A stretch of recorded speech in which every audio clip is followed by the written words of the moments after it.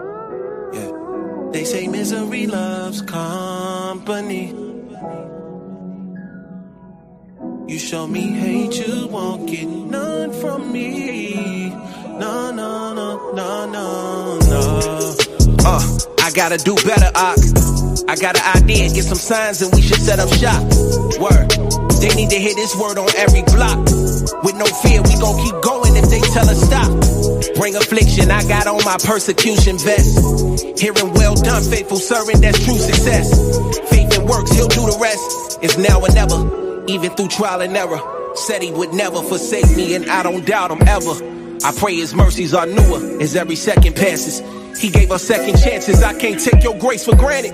That would be tragic when it's said and done. No matter what I'm going through, I know who I belong to. Finding creative ways to get the youth to listen to songs about biblical laws and our Savior's crucifixion.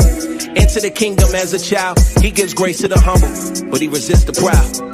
Never let them bring you down. Yeah.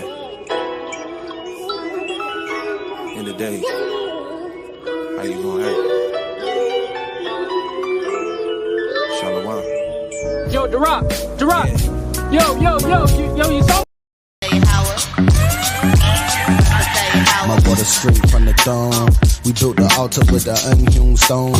Roam through the city, all we seeing is these bones. So my face like flint till I wake a couple souls. A prophet hated by his own, so the father sent his son to bring the tribes of Jacob home. Jumping through these traps, cause they trying to see us gone. But we walking through the fire just like Dane and bros.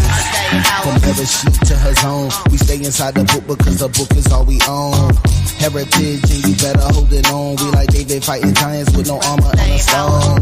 We face east as a car home. We face east just to call home. We can't sleep till we all home. We won't rest till they all gone. So I guess that we be calling out they all bones. Bless the seed, invest the deep in the laws of our God. Make it Elohim, Shema, Warapah, all the Zod, Nakim, Barakatah, Yahweh, and Mashat, Nakim. Bless the seed, invest the deep in the laws of our God. Make it Elohim, Shema, Warapah, all the Zod, Nakim, Barakatah, Yahweh, and Mashat, Nakim. From Bereshit to the books in Greek, the dragon took the sheep. Man, the book complete. The Father looked for peace, but we shook the beast. Now we up until our power put the hook in cheek. Shema, Yasha Allah, Abanawa, Yahweh, Ahad. He the tower till he give us the power of God. Though in the tower you will never devour a tribe. The Lord despised all you devils, your hours survive. Bless the seed that kept the peace. Never forgot the poor and he kept the feast. We trying to dodge destruction, they can't stop the sea. Barakatah, Yahweh, and Mashat, Nakim. Bless the seed that kept the peace. Never forgot the poor and he kept the feast. Trying to dodge destruction, they can't stop the sea. Barakatah, Yahweh, and Mashat, Nakim.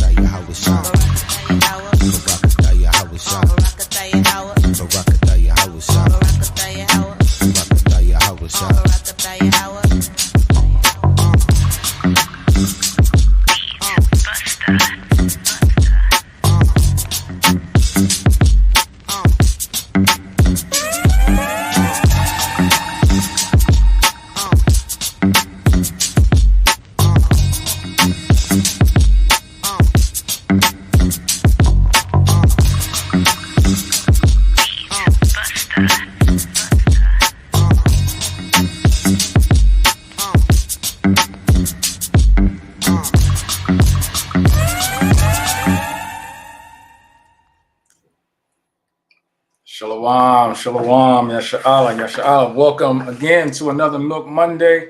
I am Officer Knock coming to you from Atlanta, and we also have... Hey, Shalom, Captain Eliab. And we are the Anointed House of Saints. As you know, we are coming again with another awesome class from Milk Monday. We're actually going to continue a class from last week, which was titled Debunking. Well, it's just basically debunking Dane Calloway. But before we get started with that, I want to first give out some announcements real quick and try to make this as quick as possible because we did get started a little bit late, but that's okay because we're going to keep it coming. Let's see. I want to bring out first that we will be having a Unity Camp, right, coming up here pretty soon. It will be in Charlotte, North Carolina. It will be a groundbreaking in Charlotte, North Carolina, where our Honorable Captain Yakum Ya is posted. It will be the weekend of Cinco de Mayo. We'll be having it on May 6th, which will be located in Charlotte, 301 South. It's either Tryon or Treon Street, Charlotte, North Carolina. Right by the Wells Fargo Plaza is where it's going to be located. Matter of fact, let me see if I can do this real quick, just so I can make sure I'm doing this right. Let's see if we can share this real quick. Let's see if we can do it that way. Can that be seen? Yeah, we can see it. All right, so we see it's a Cinco de Mayo Unity Camp, 301 South Tryon Street, Charlotte, North Carolina, 28202 Wells Fargo Plaza. That's where we'll be. That's where we'll be congregating for that event. Also, we will be also having our same weekend. We'll be also out in San Francisco. We'll be having also another Cinco de Mayo Unity Camp. That will be with Captains Yahawada and also Captain Shaquat, who will be out there in San Francisco. If anyone can, possibly make it out there, that'd be great. We'd love to have you out there also. I'm going to see if I can pop that on there for you so everybody can see that. That flyer there, May 6th, 2 p.m. It will be at the Pier 39 Fisherman Wharf, San Francisco, right in front of the Ben & Jerry's Ice Cream Parlor. All congregations are welcome. And there will be fellowshipping afterward, all right? So if you can make it to that, please do so. We also will be having, coming up our next Holy Feast, the Feast of First Fruits, which tentatively will be May 24th in Greensboro, North Carolina. If you want information on that, please email us at AnointedHOS to get RSVP information, AnointedHOS@gmail.com. Also, let's see, what else do we have? Anyone who's willing to step in and be a prospect, any young men out there who are willing to build their bricks, please send us an email with your interest in prospecting at AnointedHOS@gmail.com. Also, the women, yes, we need you also. So if you want to help build this congregation, please send the email to AnointedHOS@gmail.com so we can get you the information on how you can also participate and help us build this congregation. All right, all praises. Let's see, what else do we have? Cap, you have anything? Oh, matter of fact, I do have one more thing, and just so I can get it out the way, because this is a special thing for our brother, for our Captain Jonathan. So let me go ahead and pull it up for him real quick. I know people are probably already familiar with this, and I'm trying to see if it's still on here, but I don't see it. We still have it on here? Any of the captains still be still there? Oh, there we go. Let's just check this out.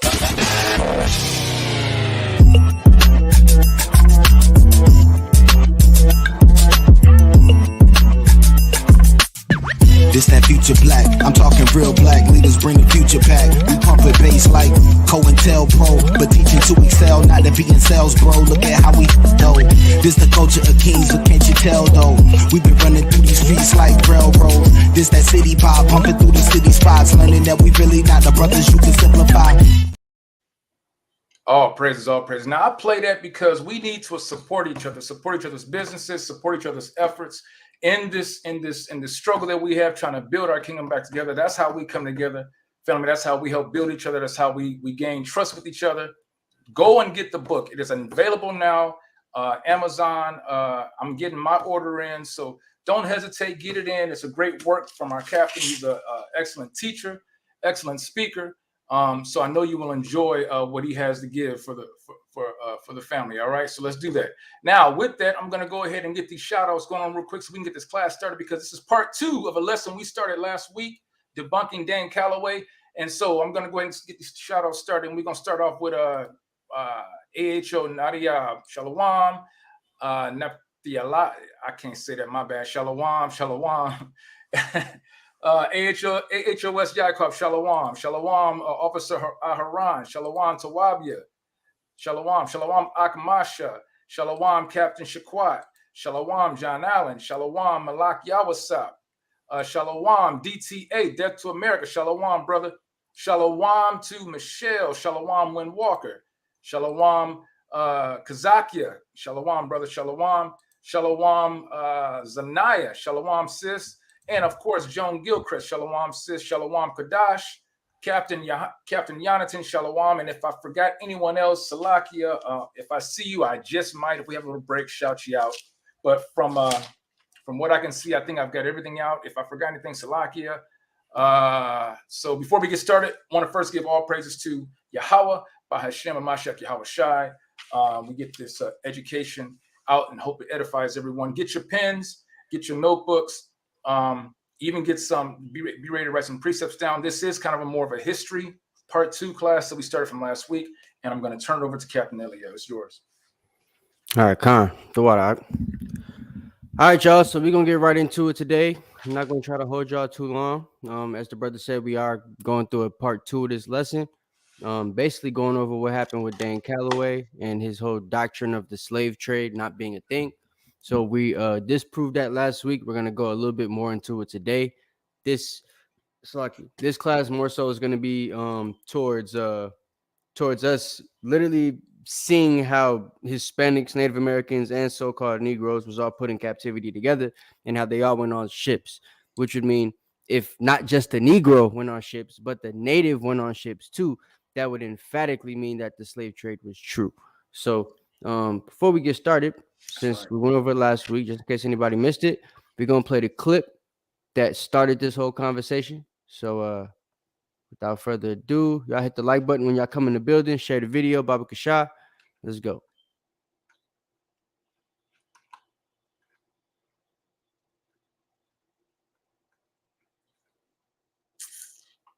You got it? Oh.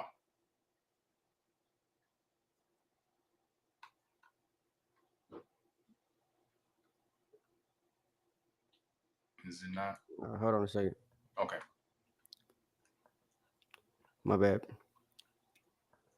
All right. Okay. Now y'all can see it, right? There we go. Yep. On my channel. So there are more and more Africans speaking up now in reference to the material that I share with you all concerning the transatlantic slave trade and whether or not these so-called black people or black Americans are Africans based on the stories that we were told surrounding the transatlantic slave trade.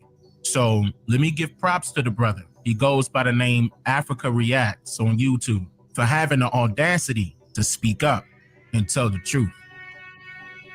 Yo, what is up, guys? It's Africa Reacts here, and today I wanted to talk about a topic that I saw on YouTube and other platforms too, from this guy named Dane Calloway and other YouTubers too, but mainly from Dane Calloway. And I just wanted to give like an African side on it, or an African perspective, whatever you want to call it. And I actually agree with this guy on what he's talking about. And the main point is that Black Americans are actually indigenous or native to the Americas. I agree with this guy 100%, not like 100, but 100%. The points he actually make like too much sense. If you're Black American and you're still like hooked to Africa, then I don't know. I don't know what to say to you, but I wanted to just give an African side of it. So let's start. Like me, when I was like, I came. Sorry for how slow this Hamite talks. You know, they're a lot dumber than we are, but he's almost finished. You know what I'm saying? He's almost done.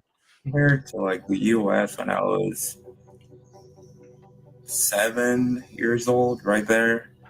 For me, I would say like when we came, I used to hear like stories about like the transatlantic slave trade, I think it's called.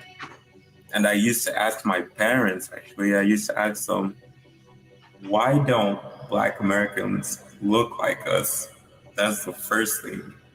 So I do know I wasn't wrong when I was a child. I wasn't wrong. Hey, not just for the sake. Give me Exodus 11:7.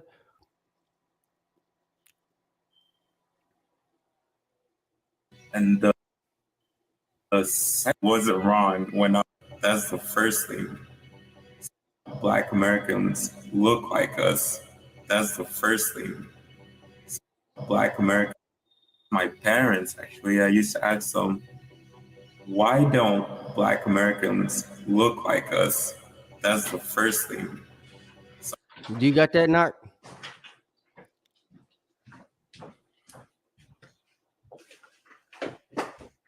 Knock, you there? All right.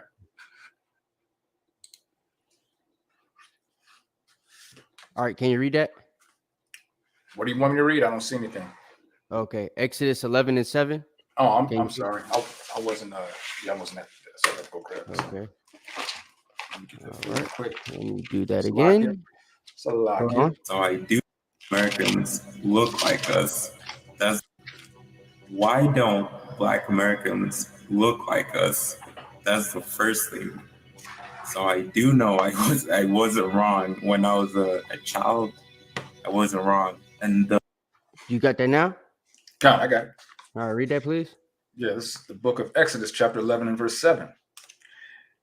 And it reads, "But against any of the children of Israel shall not a dog move his tongue against man or beast, that ye may know how that the Lord doth put a difference between the Egyptians and Israel."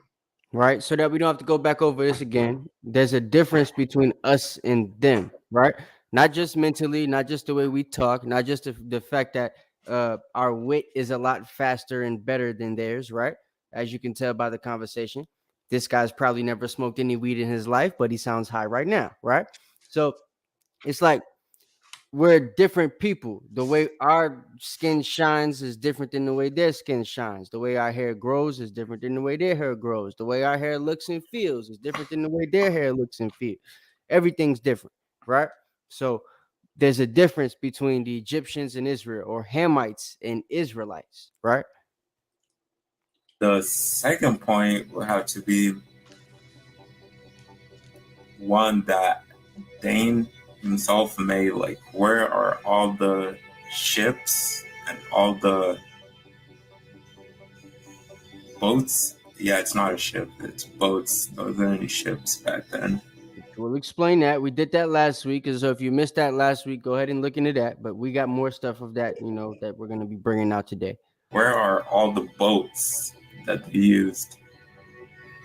And the third point is, if you look at Africans, or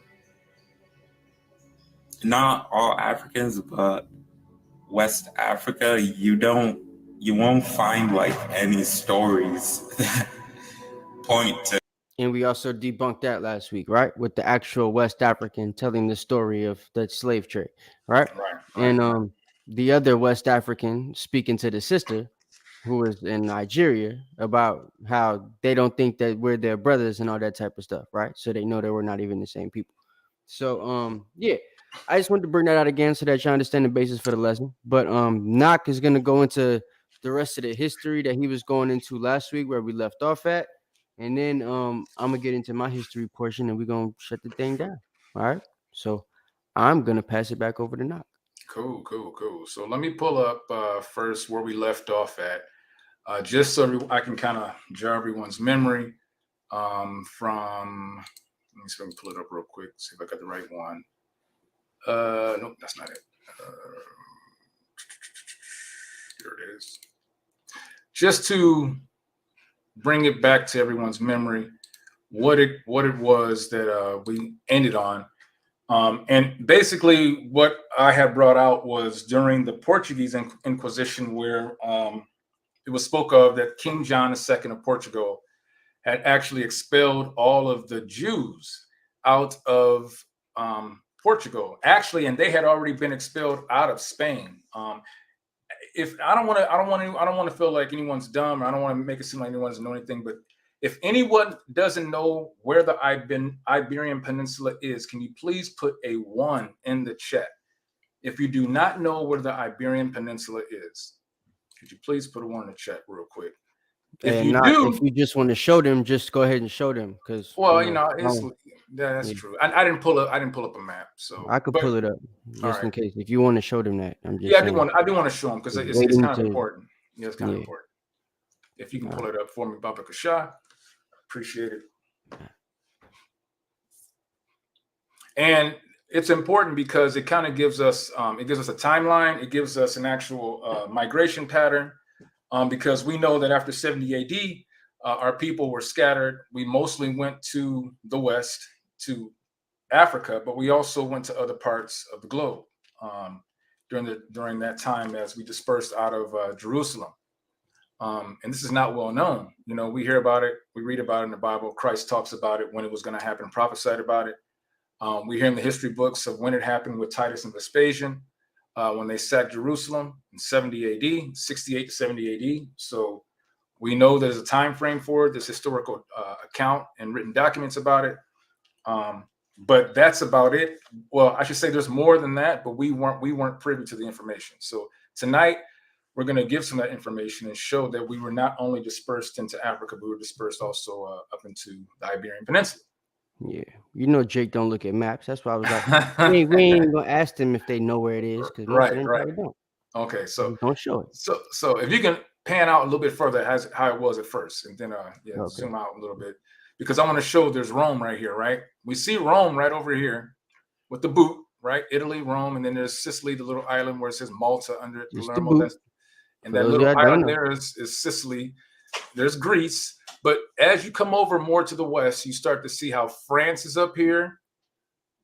And I was just trying to zoom in on it so they could see it. I'm gonna go back up. All right. Yeah, no doubt. Now France. And then we see right here. Now this looks like a regular country, but this is actually called a peninsula. Bring it down just a little bit more, Cat. And the reason why I wanted to bring this up is because just so you can understand, Spain and Portugal are all on the same landmass. That's important to know, because when I spoke last week about the Spaniards expelling the Jews out of Spain, a lot of them fled into Portugal, which is the same landmass, but it's a different country. And from there and from Spain, they made their way down where here's the Straits of Gibraltar, and then here's North Africa right here. You see Morocco, and of course they came down and settled within the West Coast. And we know that Portugal and Spain had colonies set up. If you go down further, if that map goes down further into Africa to the West Coast part, does it go any further than that? Maybe zoom out a little bit. Yep, there you go. And so you see right here, right along where it says the Equatorial Guinea, Cameroon, Nigeria, Benin, all of this is the West Coast, Portugal and Spain. And there were islands. If you zoom in real fine, you'll see islands of San Tomé also within there. And that's where they sent that's where they sent a lot of our people down. Verde, and then you got Santa Cruz. Yeah, you got to go up here, all the way to the bottom. Yeah, they sent to me. Hold on, I might just zoom out. Where are these? It's right there next to right here. This one right here. There it is. Yep, Princip. Yep, right there. So, now it's important to know that since the Jews were kicked out of Spain, they went into Portugal, and eventually they were kicked out of Portugal, and they came down into Africa, right? So, but these are the same people. That's why I wanted to show you. It's not like Spain was somewhere here and Portugal was on a whole other landmass. They're actually together. So now it makes more sense when you hear about the Spanish Inquisition. Then you hear how it changes, and now it opens up the Portuguese Inquisition, because it was the same Christian church and Christians that were trying to kill off our people. So, and if y'all remember the map we showed you last week, the Negro Land map, I'll show it again before the end of the class. This is also that same area here, right? So like the brother was talking about, when you go into, there was no Algeria, that was all North Africa, but this part here where the brother said that they came from, they left Spain, went to Portugal, then from Portugal down to Gibraltar and connected here into North Africa. And then from there, they're able to, migrate into all these other different places, which they met people who was already here from the brothers that left Egypt, right? That's right. That's The right. mountains, head to the mountains. Here's Israel. They come this west. way, and then everybody ends up meeting in the middle around this area right here. Right? Absolutely. So, yeah. Absolutely. So just to bring up, thank you, Cap. I'm gonna go ahead and pull something. I appreciate that. Let's go here, and I'm going to present. Shalom, just everybody so, coming into the building. Shalom. I'm gonna show this again because this right here, because this is what we were talking about, right? This is the last place this is the part where we stopped, and I wasn't able to continue because I didn't have the slides on. Oh, wrong one on here.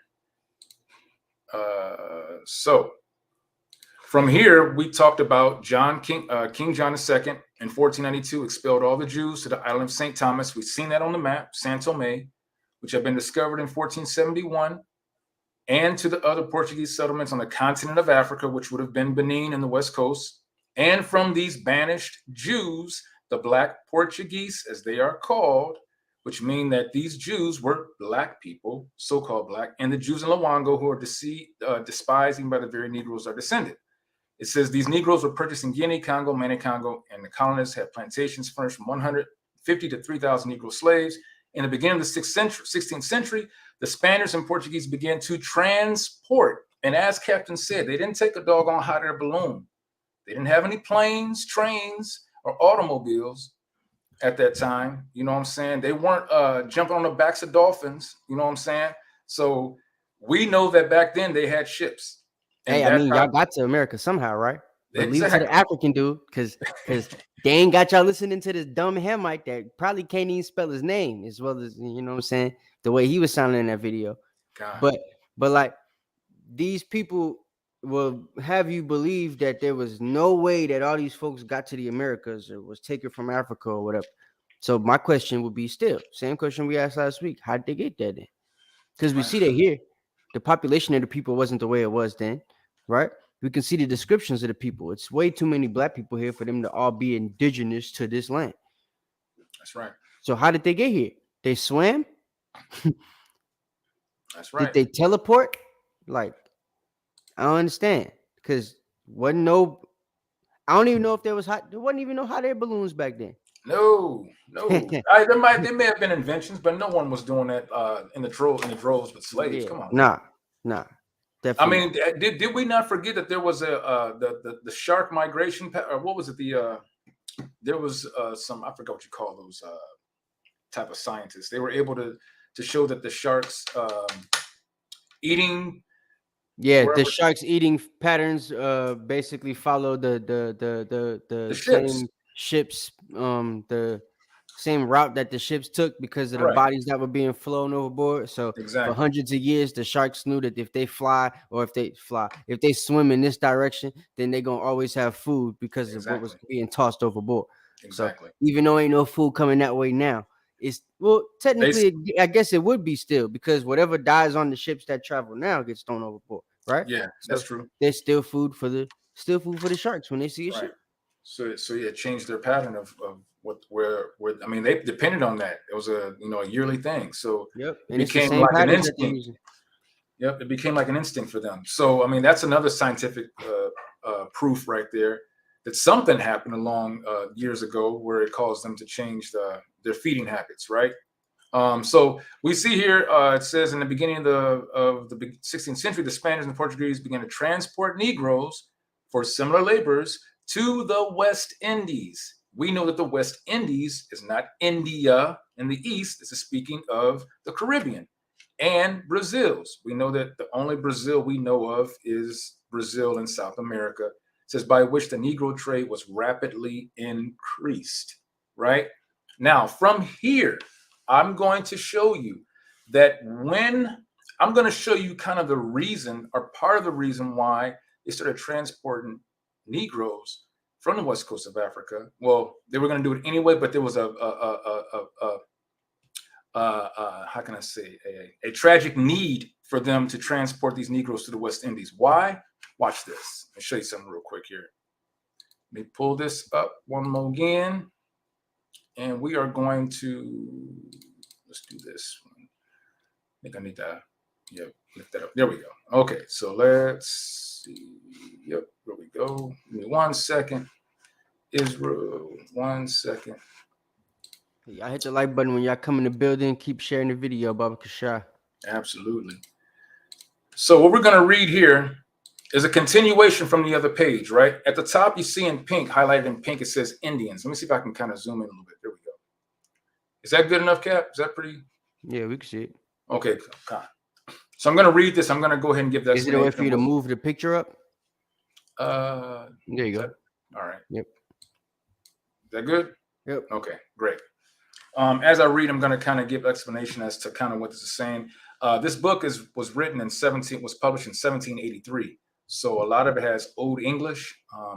Some of the S's, some of the S's look like lowercase f's. So you got to kind of follow along. But I'm going to read as best I can. All right. So it says from that other page, it was talking about the slave trade rapidly increased the Negro slave trade. Now it's talking about when they brought them over to the West Indies, what was going on with the natives that were already there, right? Matter of fact, I apologize because I should have read that bottom portion so you can see exactly what I'm talking about. Because if I don't do that, then you're going to be lost. I apologize. But let me go back real quick and pull that up. Come on, open up. All right. I wish I was faster with this. Can you see that or no? I got to switch it again. Yeah, I'm sorry. Let me switch it real quick.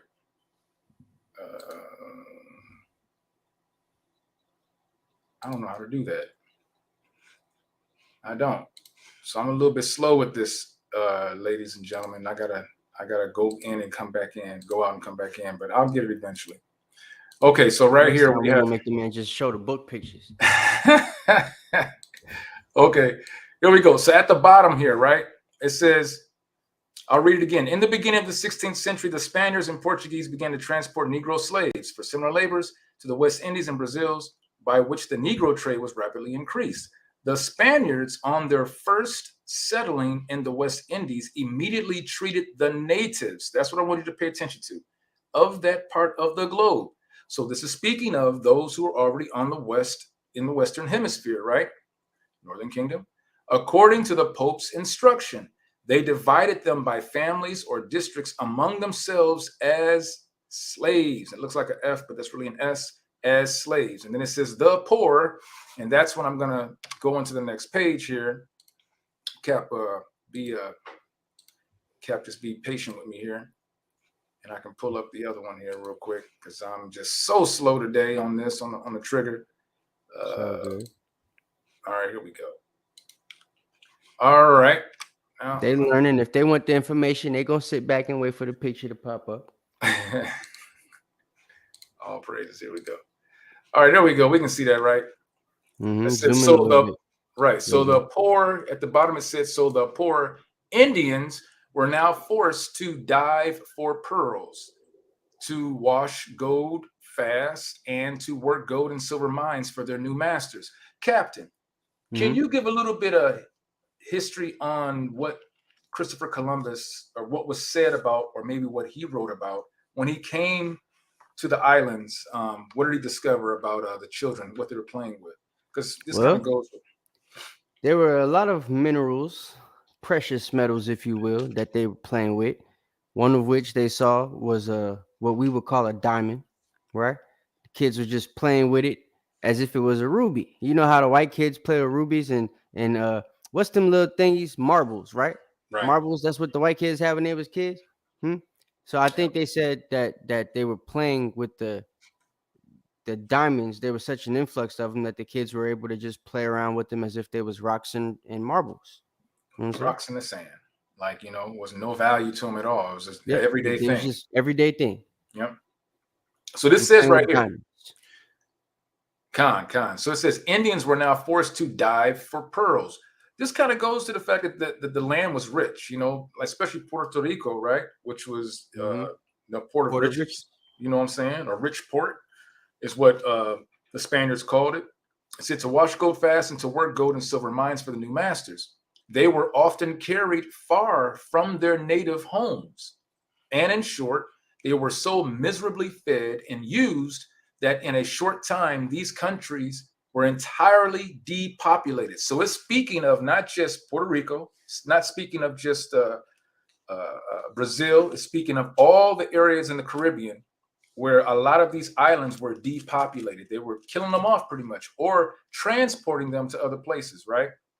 In order to supply that loss, now check this out, the Spaniards carried off the other Indians who were not yet subdued by stratagem or force, especially from the Lucayes Islands, right?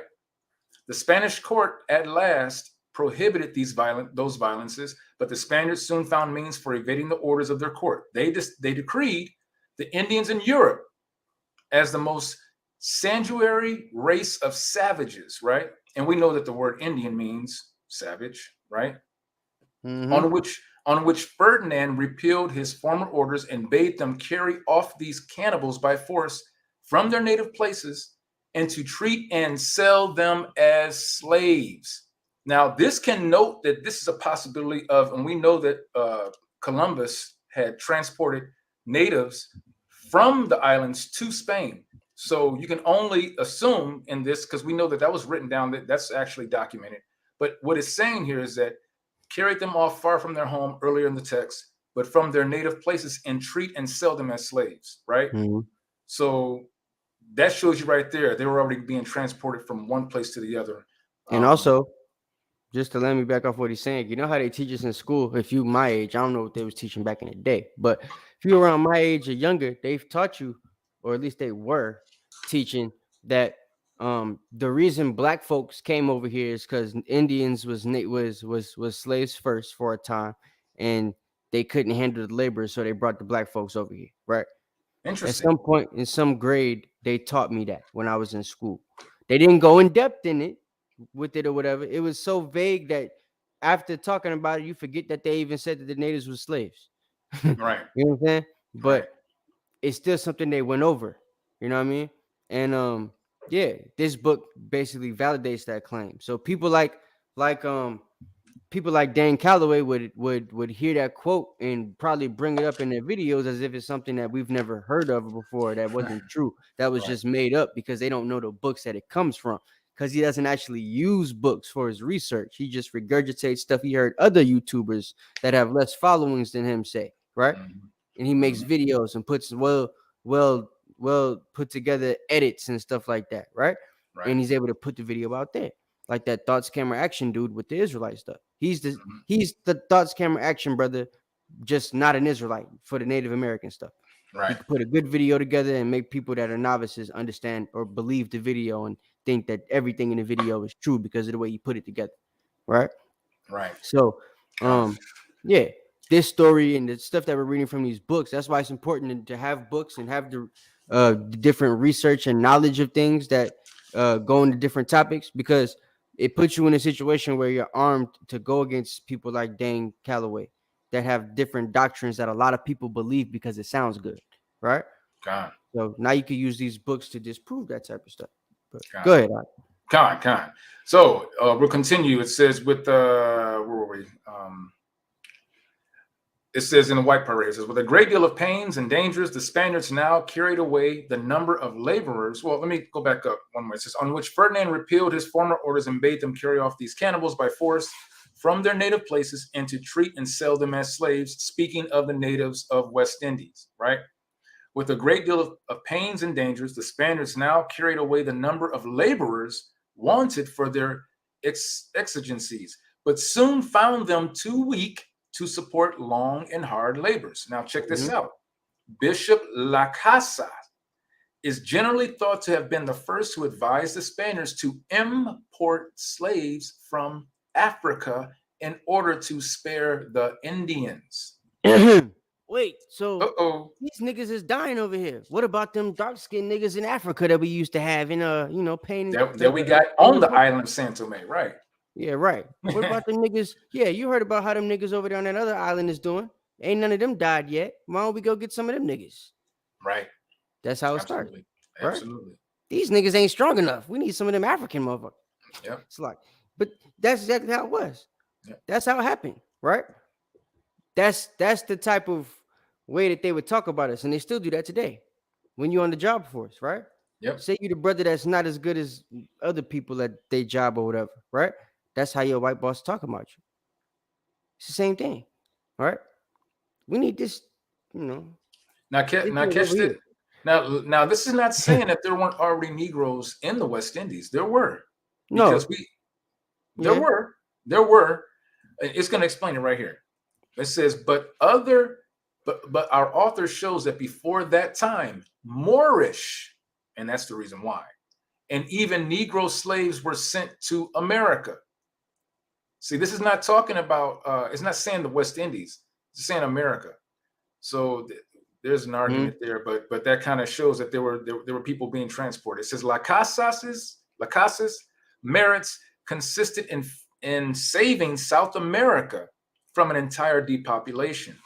What before him had been already done by private Spanish individuals, he procured to be done by a general royal order, or he proposed Negroes instead of the new Moorish slaves who had till then been sent to Few America. instead of the few. Right. Yeah, Slaki. Instead of the few Moorish slaves who had till then been sent to America.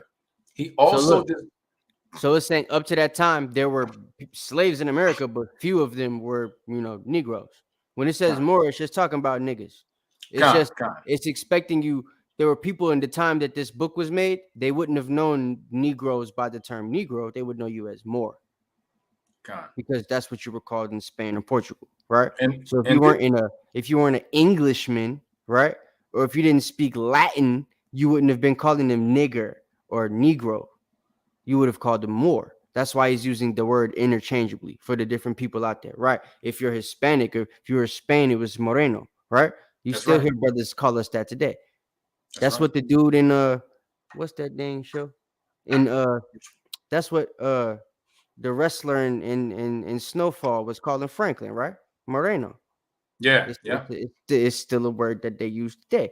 The brother don't know that it came from his slave master, but it's a word that's used today, right? Because it's a word that it's the Spanish version of Moor, just like Negro is nigger. So, that's right. Yeah, go ahead. And just to know that Moor and Negro are defined as the same thing, just black, right? Yeah, that's what it means. So, interesting, right? It says La Casa's merits consisted in saving South America from an entire depopulation.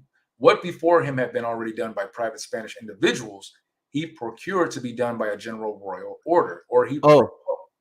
Before you hold your spot there, don't lose it, so you don't got to read that again. Just to let me back off that part too. The reason it was South America is because Americo Vespucci, right? He never came to America, North America, but he made it to the tip of South America. So South America is the first part of the Americas that they made it to that they actually explored, right? So they basically during this time, at this point, they own. I think they got to South America in 1501. This is like 1515, 1517, something like that. So they've had 15 years now to take over South America. They got it. It's theirs. You feel me? There's nobody stopping them. They moved all the way up that land in 15 years. It's not that long. You know what I'm saying? It took the natives less. So, yeah, you have to keep that in mind too. They run that whole area there, which is why there's a royal decree that's able to go out for all of South America. And they're calling it the Americas because basically there was nobody fighting against them at this time. Right. Count. So it says, or he proposed Negroes instead of new Moorish slaves who had till then been sent to America. He also deserved well of the commerce of America by procuring by his remonstrances that the Negro slaves who before, like all of the necessaries, had been sent from Seville. Now check this out. Remember, where is Seville located, everybody? Seville is located in Spain, right? In the country of Spain, or other Spanish harbors were to be directly transported from Guinea, that's West Africa, to the West Indies. And how that they transported, right, floating car. It says Spanish harbors. What pulls up at harbors? Hot air balloon. Them niggas said wasn't no boats back then, so right. I don't know. It says, or other Spanish harbors were to be directly transported from Guinea to the West Indies, and that, of course, America was more expeditiously furnished with the laborers wanted, right?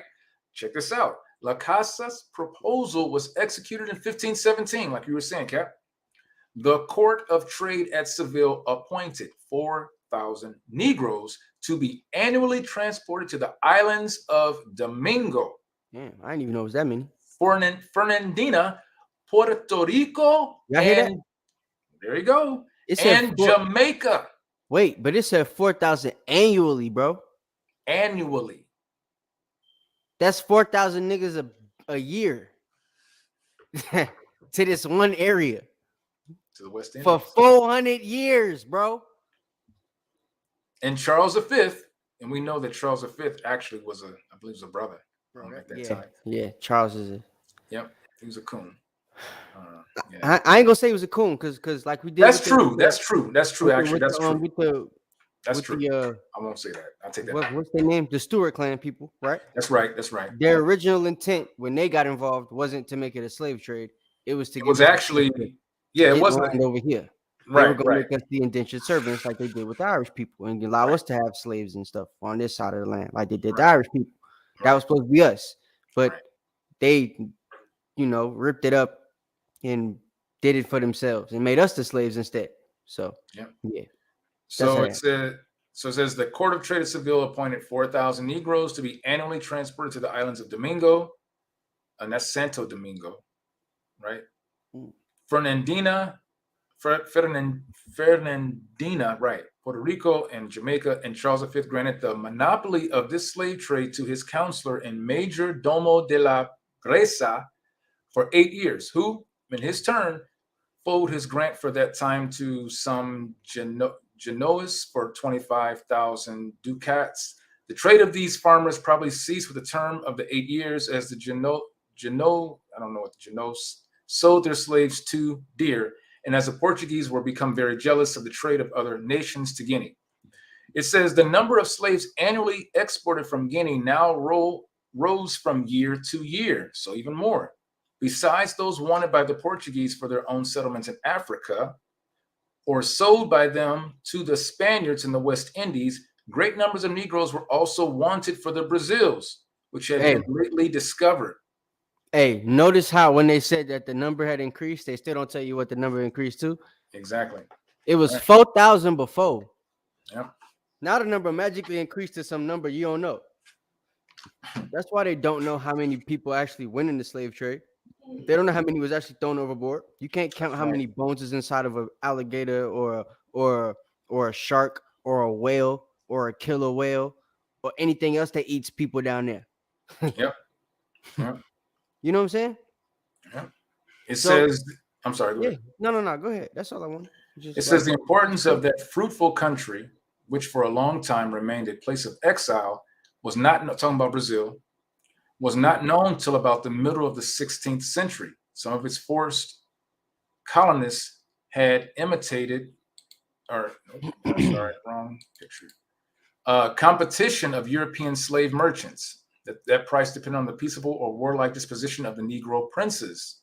And on the greater or smaller number of slaving ships. You see, it says Negro princes, right? Because we have to understand when we were in Spain and Portugal, we were ruling. Mm-hmm. We come from rulership. We come from royalty. Hold on. And I got a cold-blooded piece. Don't know if I'm gonna get into that, but that talks about it kind of gives you an understanding of how hard we feel. But hey, hold up. Yeah. Hold on. I'm sorry. I wanna show something. Yeah, let me take this off. Just for the sake of the lesson, right? Negro princes. Yeah. Oh, you got some of this. Okay. All right. Negro. That's the book. You got the icons. Yep. We got. This is one of the Stuarts, King James, the black boy. Right there. Yep. This is the woman Europe is named after. Spain, Portugal, France, all that stuff. Queen Europa. Yep. Right. This is Madonna and the little baby Jesus man. Right. This is Saint Maurice. Saint Maurice. Yeah. Of France. These are Japhet people.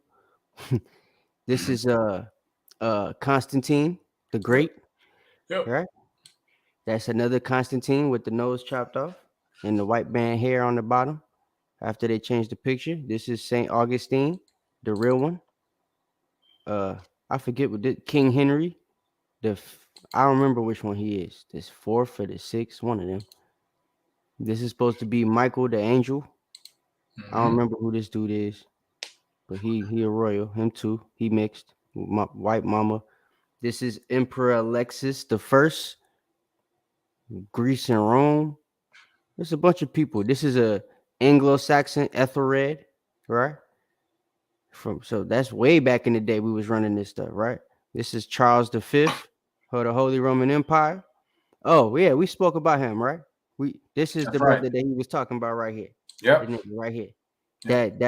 Yep. That's Charles right there. Yep. Good old Charles. And you see they gave him a white hand. Ain't that something? Right. Ain't that crazy? Man, iconoclasm is something else, man. Yeah. They were trying.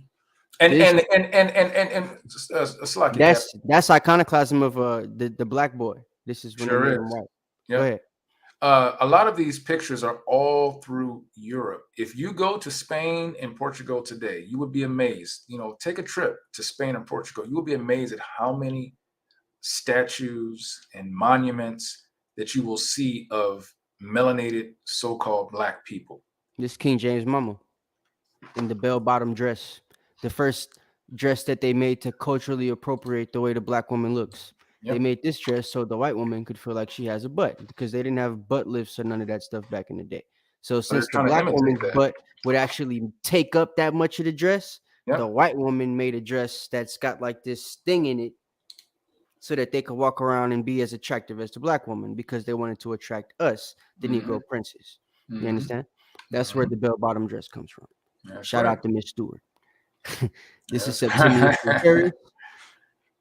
This is the dude that took over the kingdom from the Romans in 193 AD with the help of this dude right here, Pesinius Black, or Pesinius Nigger, right?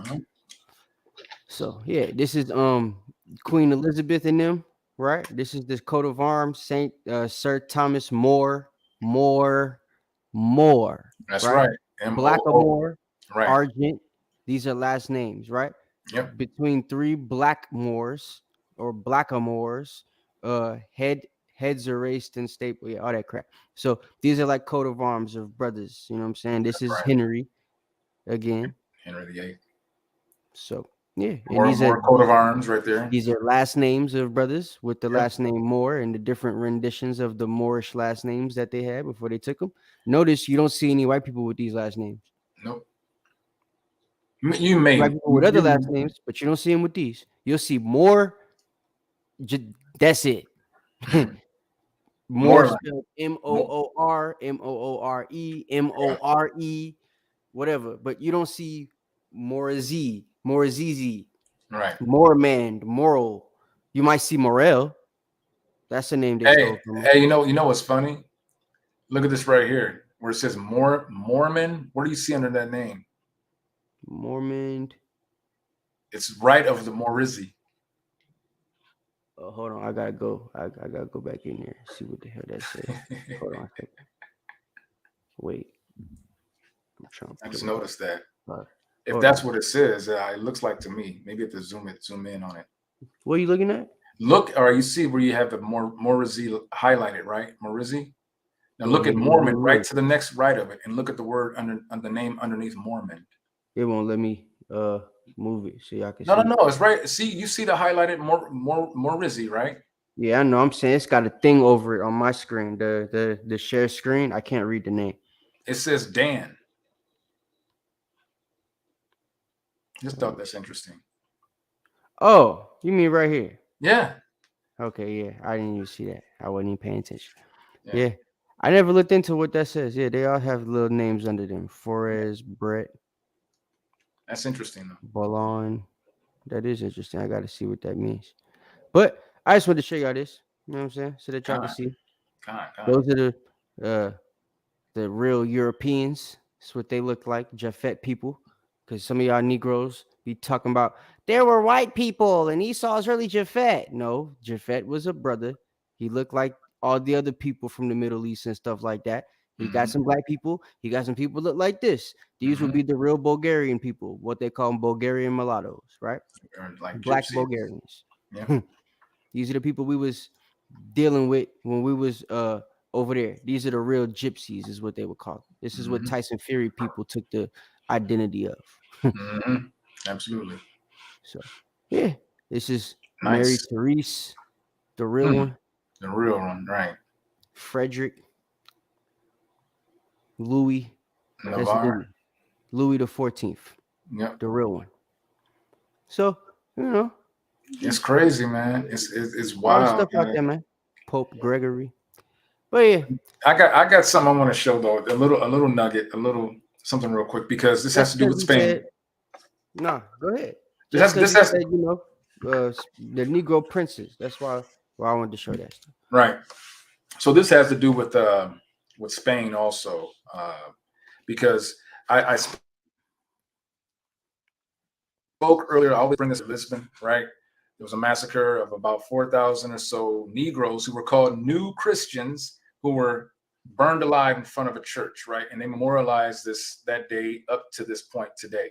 But I want to show something, and that happened on Easter Sunday. But I want to show something that happens every year in Spain, right? And we know that the Spanish Inquisition, which took place, was torturing our ancestors, right? With fire, with torture machines and different things. I mean, like breaking their limbs and, you know, stretching them out and burning their feet and having them, all kind of different contraptions that they set up for the Spanish Inquisition to try to get them to convert, right? Or to denounce the Most High laws, commandments, and statutes, right? So there was a certain way that they dressed when they did these tortures, right? I want to show you guys some, just in case you didn't know, because they actually they memorialize this every Easter in Spain. I'm not so much sure as in Portugal, but I'm sure they do a similar thing. But I want to see if anyone recognizes this. I'm going to pull this up real quick, and we're going to share this this little thing here. Let me pull it up real quick. All right, and where's it at? That's not it. Hold on, I gotta pull it up.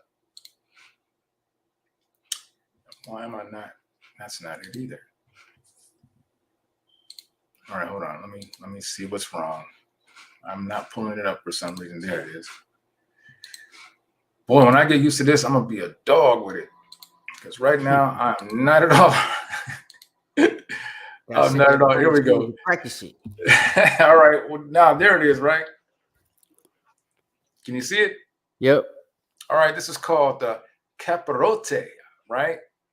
It says a capirote is a Catholic pointed hat of conical form that is used in Spain and Hispanic countries by members of the KKK. Oh, right. My bad. Right.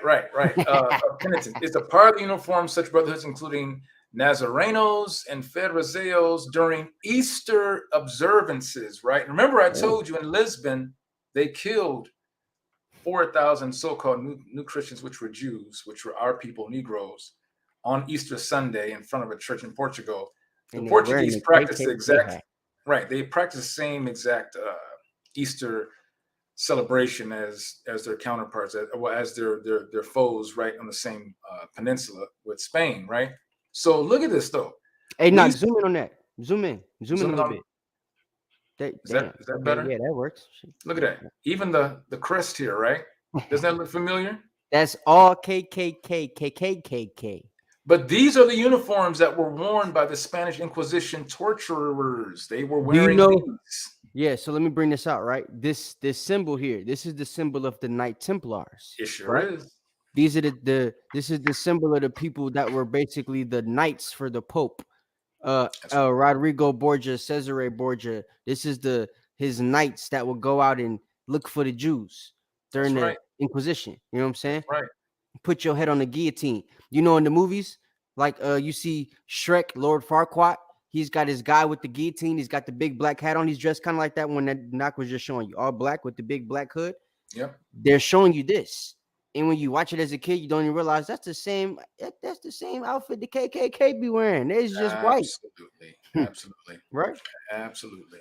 So this proves that there's no new thing under the sun, and that those people here are the same people that we're dealing with here. That's right. Matter of fact, let's go down a little bit. I want to see something. Let's see if this shows something more. Yep. Crusades. They had to do with all of that. They were this.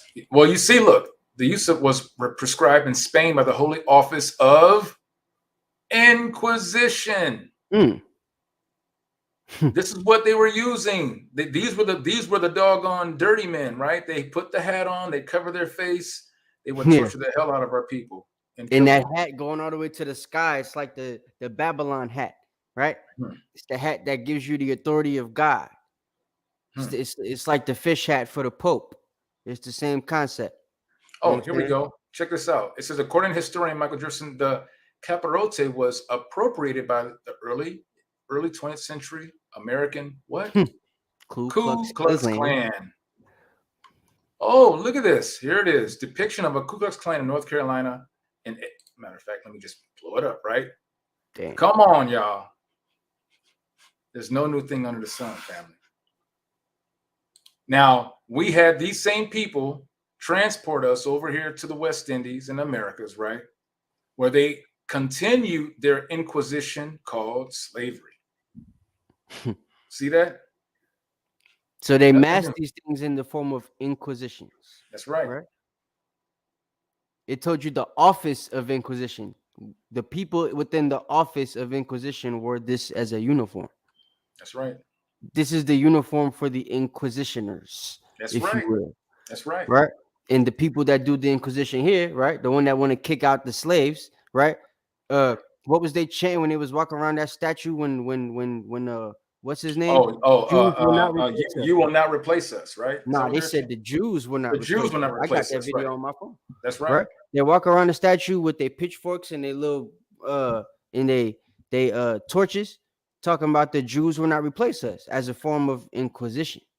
All right. Salakia. I also want to know, like, there's nothing new under the sun, right? It just changes. It kind of changes form just a little bit, right? So we know that during the Spanish Inquisition, one of their favorite things of torture was to burn at the stake, right?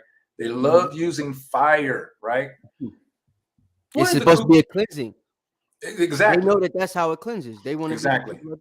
So that's right. Instead of letting the Most High do the cleansing, they're trying to cleanse everything themselves. Right. Now, what did the Ku Klux Klan do? What did they use? Well, now we know they used the hanging, but what was their fear tactic, right? Was to what? Take a crucifix, right? Burn it. And light it on fire, right? Their ritual of purifying, right? Purifying their land, or what they thought the infidels, right? To purify and to cleanse everything. That was their ritual. So there's nothing new under the sun. Same clothes, same tactics, same people, same spirit. From one side of the hemisphere to the other, and they brought our ancestors over here just to continue their domination. Damn demons! But yeah, so I just wanted to bring that out real quick. I thought that I was looking. I was like, oh, you know what? I mean, this has nothing to do with Dane Calloway, but it kind of brings a little, It goes into the slave trade because it does. It does. It actually does. People that was holding us hostage here, killing us at the stake here in front of the churches there in that picture in Spain and Portugal, they brought us over here to do the same thing. Yeah, and they were called Christians and Negroes and Moors and black. Yeah. So that right there brings a lot to it. I got so much, man. What time is it? I got so much. And but I want you to go into how to tie this into what scripture tells. And maybe I can bring this out at a different time, but I kind of bring it out after we finish. I ain't gonna be long. Oh, okay. In fact, give me Jeremiah 33:7. Con. While you do that, I'm gonna pull these up. This is the book. Want me to go ahead right now, or do you want to hold up? Yeah, go ahead. All right, this is the book of Jeremiah, chapter 33 and verse 7. It says, I will cause the captivity of Judah and the captivity of Israel to return, and will build them as at the first. See that? And he will cause the captivity of Judah and Israel to return, right? So the captivity returned. Give me Jeremiah 50 and 33. Because it didn't just return separate. He put us in captivity together so that we'd be able to serve it together. That's right. It was The supposed book- to make it impossible for you to deny that it happened, which is why the Most High made it a thing that we learn every year, right? In order to wake up, you got to know about the slave trade because it's a curse for us, right? That's Deuteronomy right. 28:68, Deuteronomy 28:64, Deuteronomy 28:61. We could go on and on. Jeremiah 33:7, Jeremiah 50:33, Ezekiel 37, Yeah. Zechariah 11:14. There's a bunch of scriptures and that over. talk about captivity, right? Give me You want that Jeremiah 50 and Yeah. 33. Yeah, this is the book of Jeremiah, chapter 50 and verse 33. Thus saith the Lord of hosts, the children of Israel and the children of Judah were oppressed together. You see that? They were oppressed together. Now watch. Look at this map here. Hold on, before you continue. Let me see if I can zoom in on this. Don't know if I will be able to.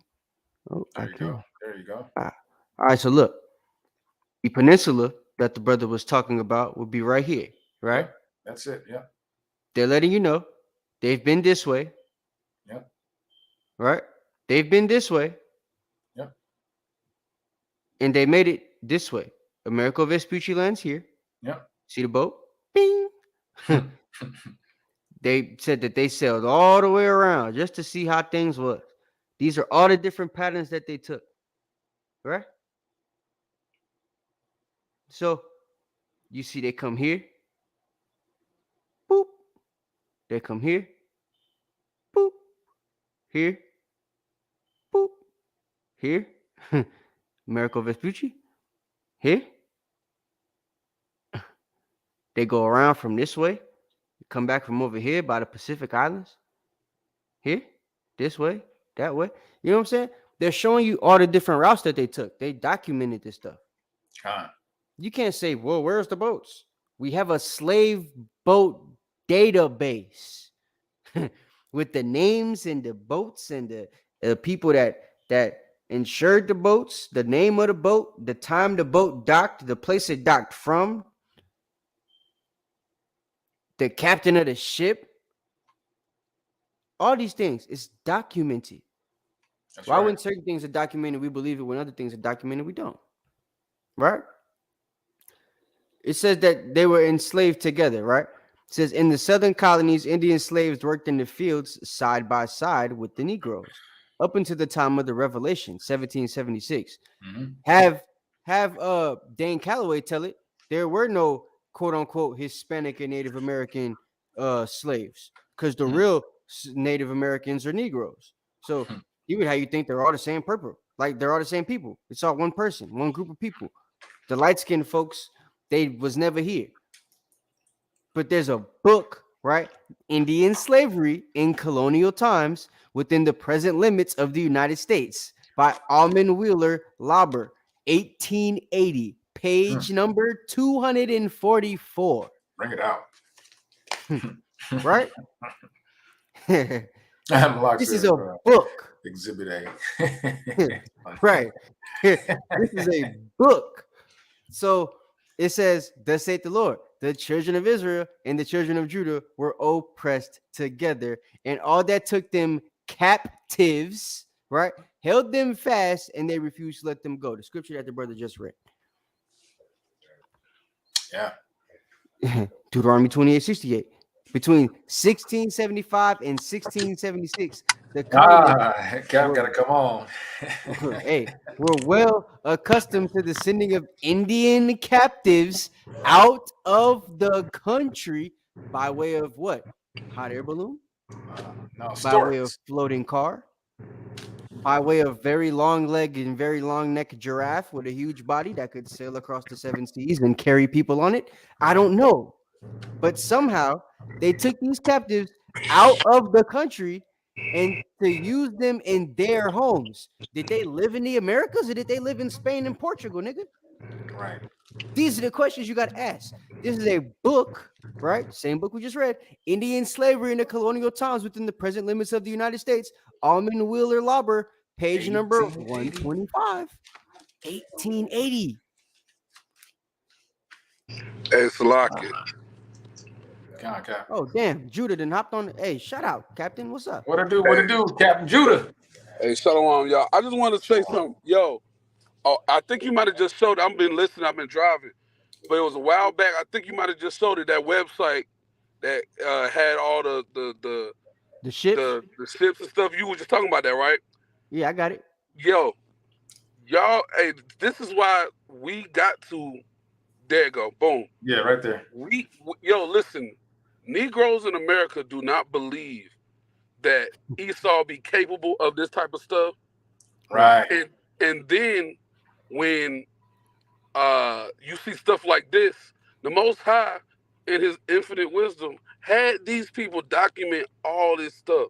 Judah. You think the hillbilly that lives in the trailer park of your city is the same white man that made this? Which he is. He's the same bloodline. But guess what? When you read books on eugenics, Esau wanted to kill them too. Yep. You feel me? You forgot that you're dealing with a mastermind when it comes to being freaking evil. But all praise to the Most High. He got them writing books, a whole website just for you to remember how evil your oppressor is. It's 2,406 pages, bro. That's crazy. And it's only from what's the first one? It's only from 1817 to 1846. 1851, bro. Not even 100 years. And it got 2,406 pages. Hey, that's crazy, man. We hey, don't y'all got keep one doing y'all thing, man. Bruh, that's fuck. Y'all keep doing y'all thing, man. Shalom. Shalom, Cap. But you know what that is also, man. You know, Esau is prideful, man. Pride come before destruction, man. Esau is prideful. They're going to put down what, I mean, at the time, at their height of their supremacy, we'll say it that way, they believe that they could, you know, who's going to bring them down? You know, they could write whatever they want so they can pass all the information of what they thought that they created and produced down to their children, right? And they did it for the most part. They did. But now, you know, knowledge has increased and we can read now. So fair. Yeah, I'm gonna get back to it in a second. I just want to show y'all this, man. Let me see. God. I don't want to bring out. Yeah, here's a different book. Right? American Discovery of Europe, Jack Forbes, page 179. Says, one should add that the Netherlands today is home to large numbers of persons of American race. They ain't talking about white people. Right. Right? Caribs and Loconos, right? As well as Aruba. Wait a minute. Hold up. Salakia. Go back. It said Suriname, right? Then it said Caribs. What do you think that Caribs is talking about, Cap? What is that denoting? Like Benjamin and them. God. You know, but well, Caribbean. There you go. There you go. That's what you're asking? There you go. Yeah. The Caribbean. That's the right. Caribs is people from the Caribbean. There was a group called the Caribs, which was cannibals. And then there was people that they call Caribs, which is like people from the Caribbean, right? This is talking about people from the Caribbean living in the Netherlands. How did they get there? Right. Let's see. It says, but Netherlands is home to a large number of persons of American race from Suriname, Caribs, and Laconos, as well as Aruba and nearby islands. This is in addition to many mixed persons from the same regions. The northern countries, and especially Denmark, have been more affected perhaps by Inuit contacts from Europe. Since the Inuit story is somewhat distinct from the rest of America, do y'all know what an Inuit is? It's a Native American. You got the Patuits and the Inuits. They're who Squantos people was. The folks that had the unthankful time of Thanksgiving done on them. Right? Says, as discussed, there was a strong evidence for Inuits from Greenland being kidnapped or otherwise carried to Norway long before 1492, meaning they're taking these people to the Netherlands and then bringing them to Greenland and then taking them to Norway God. from the Americas before 1492. We see evidence of Right. this in the 1440s. That's right.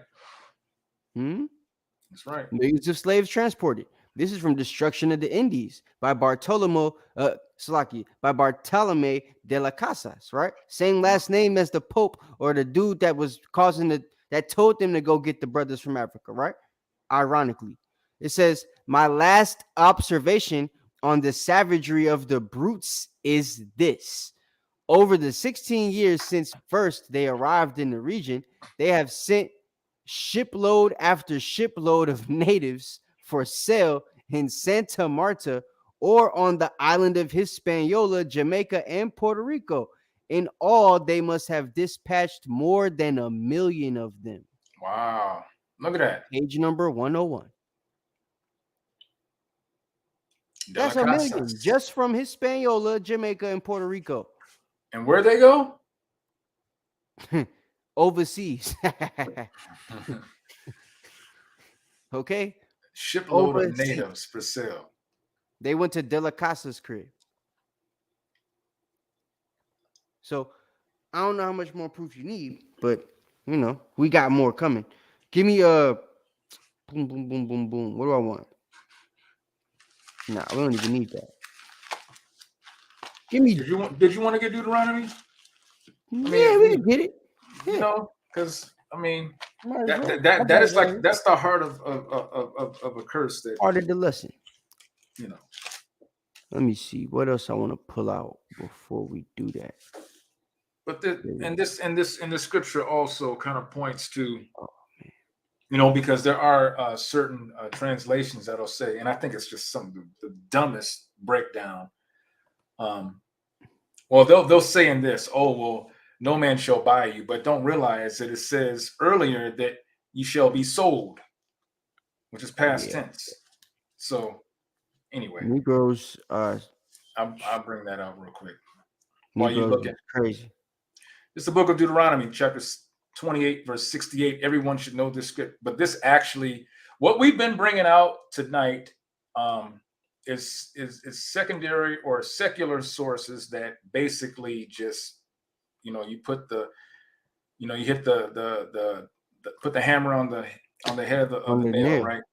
It's right on. I mean, you really can't get out of this. But here we go. It says, "And the Lord shall bring thee into Egypt," which we know is slavery, bondage, captivity, again with horses. No, wait a minute. I didn't read that right. It and says the Lord, hot air balloons. And the Lord shall bring thee into Egypt again. Trains. No, it says clouds. I don't know. I don't know.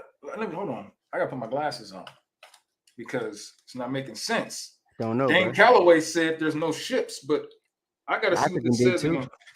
There's no ships. It says, "And the Lord shall bring thee into Egypt again with ships.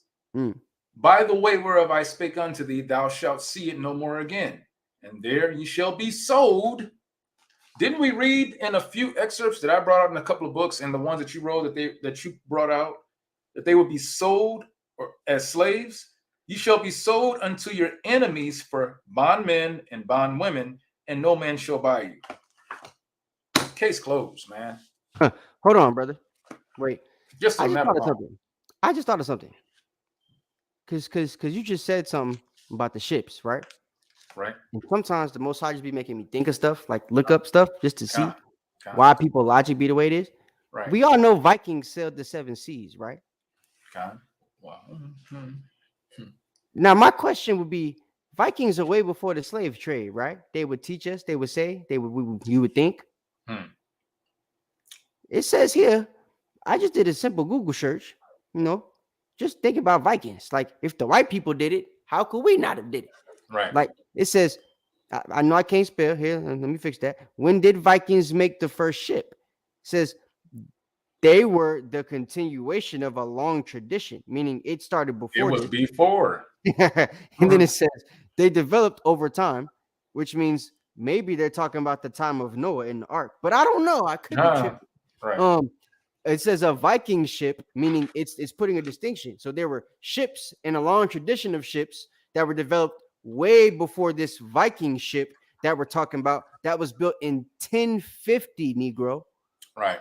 Not a Viking boat, a ship that could put more than one Viking on it. That they don't gotta row your boat gently down the stream. Nah, they're not doing that. You feel me?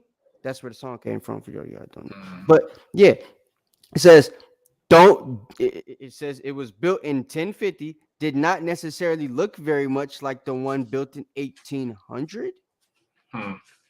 Wait. The earliest example that we could call a Viking ship, which is bigger than a boat, is probably from Salma of Estonia. It dates back to 750. You know who was traveling in Estonia? Hold on, let me show you because I got a picture of him. Look it up. I got a picture of him. Look it up. Wait a minute. There's an Anglo-Saxon king, one of the greatest ever, right? Priest Daniela taught me about him. His name is Ethelstan. There's Ethelred and Ethelstan and Ethel and Ethel Brown, Ethel Green, and Ethel sailed the 7 seas. This man right here, right, with the crown on his head, was a brother that used to get in boats and sail in Estonia. So you telling me he was able to get on a ship, but they couldn't make one to put us in? Right. 600-700 years after that, where things are supposed to progress. Come on now, guys. Be real. Use your brains. That's right. We could find Viking ships, but we can't find slave ships. Seriously, guys? Like, come on, guys. This is crazy. Phoenicians were called princes of the sea, right? We could go before Phoenicia. You ever heard of Asher? Zebulon? You know, they used boats too. Lots of them. Right. So, I mean, it's just crazy to me, bro. Like, how stupid people act sometimes. Because I know we're not really just dumb, but it's got to be an act. Or you just ignoring information. You wanting to not understand what really happened. Wanting to make up some stuff to make yourself feel more important than what you are or something. I don't know what it is. But, like, it's so much proof out here that there was a slave trade. You know what I'm saying? If there wasn't a slave trade, all of us natives would have remembered we was natives. Wouldn't have been any place we would, moved from, displaced from. If we all from this land, how was they able to separate us and put us into captivity? We surely would have banded together if the whole place was overtaken by all of us. Right. Right? Like, it's like a lot of them just not making no sense. Not making any sense. And then you got the language, too. He never goes into the language being Hebrew of the people before the white man got here. Like, it's a simple... Hold on. Let me see if I could... I don't want to lie to nobody.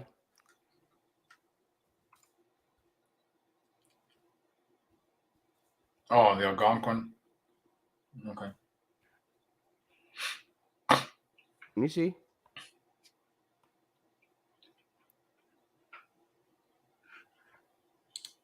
nativelanguages.org. Let's see. Surely they should know something, right? Right. It says, are American Indian languages related to Mongolian? No. Okay. Are American languages descended from Hebrew, ancient Egyptian, Scandinavian, or Celtic languages? No. Okay. Syntax, paleontology. I won't get into all that. Oh, that's all they have? No way.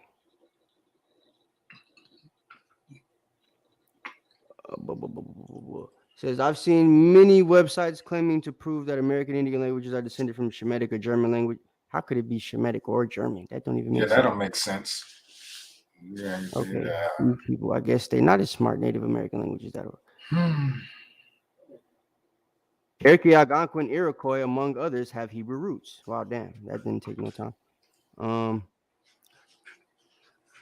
There is much in the Algonquin languages that show evidence of Hebrew origin. Right.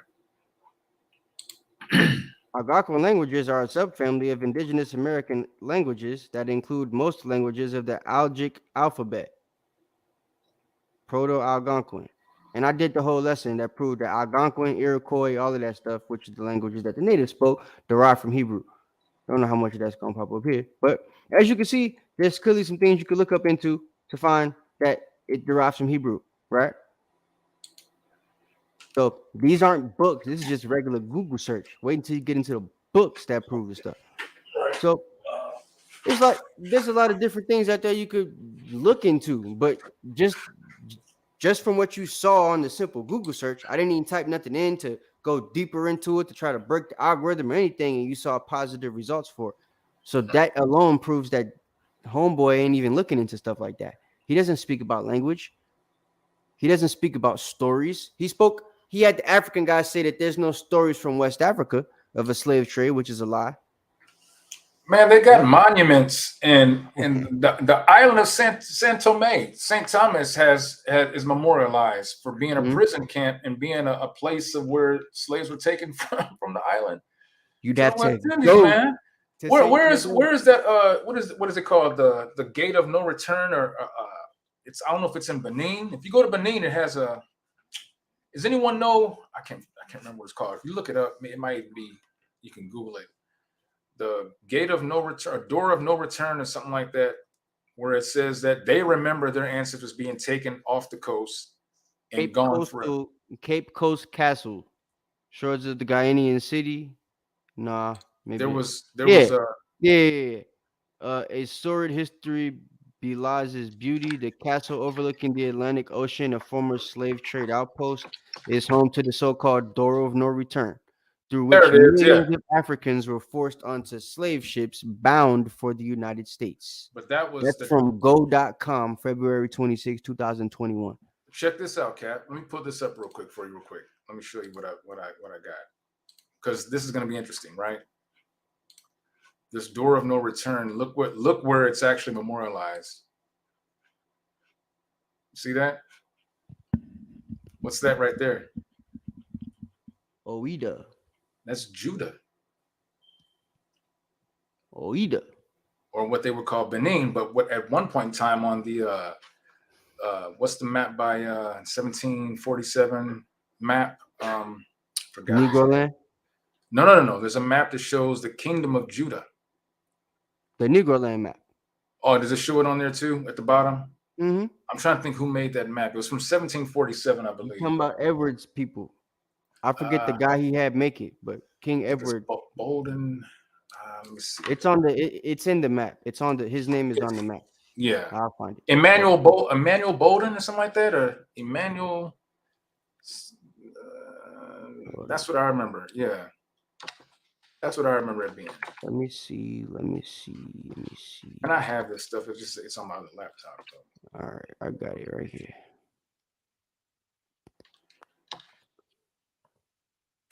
There it is. Let me get the picture. Can y'all see that still? Nope. Yeah. Hold on. It does on the Negro. What is it called again? Emmanuel Bowen. That's his name. I said Bolden. Emmanuel Bowen, the English cartographer. He was the one that designed the Negro land, and then at the bottom you see this map is made by H. Mall. Oh, this one, the one I'm talking about is this one. Oh, let me go to that site. And the Kingdom of Judah thing is right around. Nope. I think you're right. This ain't the one I read last week. This is a different one. So he made a different one. Yeah, this was the 1947 map, British map, created by Emmanuel Bowen. It has the Kingdom of Judah, which is in West Africa, showing It shows Negro land, and it also shows the portion where it says Kingdom of Judah right there on the coast, Mm-hmm. in the West Coast area. You zoom in and you can find it. These He made maps this are one. terrible. You gotta log in and all. He You made find it? this one, the one with the people on it. I got it actually. Hold on. Okay. I got the picture on my. Let me pull it up on my stuff. But just to show that when you have evidence over in Africa, in the country of Benin, that has a memorial of a gate of a doorway, which signifies them memorializing and remembering their ancestors being taken on ships and sent and gone forever, right? That's in Africa. Where'd they go? Where'd they go from West Africa? You know what I'm saying? Where'd they go? And we know it was Portuguese, it was the French, it was the Dutch, it was the Spanish. Slave trade was a big money maker back in the day, man. And we were the prize possessions. So Dane Calloway, I don't know. Well, I know he's just trying to make money. He's just trying to look smart. Sitting up there, trying to do. Yeah, just eating potato chips and making videos. And there we go. Kingdom of Judah, or Ouida, or as you've seen in the spelling, the OU, the OUIDA. Yeah, the Ouida. That would be how you pronounce it without the WH. It would be it would be pronounced Ouida because it's French. That's how you spell it in French. It would be pronounced. I thought they spelled it. I always thought they pronounced it the same way. Thought it was oi. That just sounded like some Asian people and French people say to me. I just thought. But all right, Ouida. Yep, it'd be Ouida. Like Quita. Yeah. So yeah, Ouida, Judah. But as you see, that's what that is. So the brother wasn't lying when he said that. And this is Guinea, if I'm not tripping. Yeah. That's Benin. Benin. Proper Guinea. No, it's Guinea. This was Guinea. Benin's up above us. I gotta try to find this whole map. Hold on a second. Let me find this. Yeah, I believe it's Benin. Matter of fact, I'm almost. There is a Kingdom of Judah in Benin because I showed that last week. I gotta pull up the map I showed last week. Let me find that jump. Because that's where the doorway is in Benin. The door of no return is located in Benin, and that's what it was called, Ouida. So, but it's all in the same area. They break up countries and all that kind of stuff. It could have been all Guinea at one point in time and then cut off and called. Yeah. All of it would have been Kingdom of Judah. Then it was called Benin. Then it became Guinea. That type of thing. It's all the same area. But so it's crazy. That's a TKO. TKO Almost for Mr. Dane Calloway. TKO. Yeah. Can't come back from that.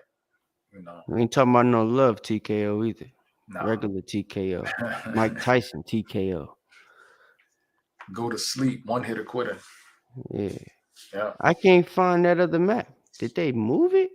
I only did the lesson a week ago, bro. Y'all moved too fast. Well, if he does respond to this, I mean, he's gonna be swinging and missing every time, right? Yeah, let me see if I can find it on here.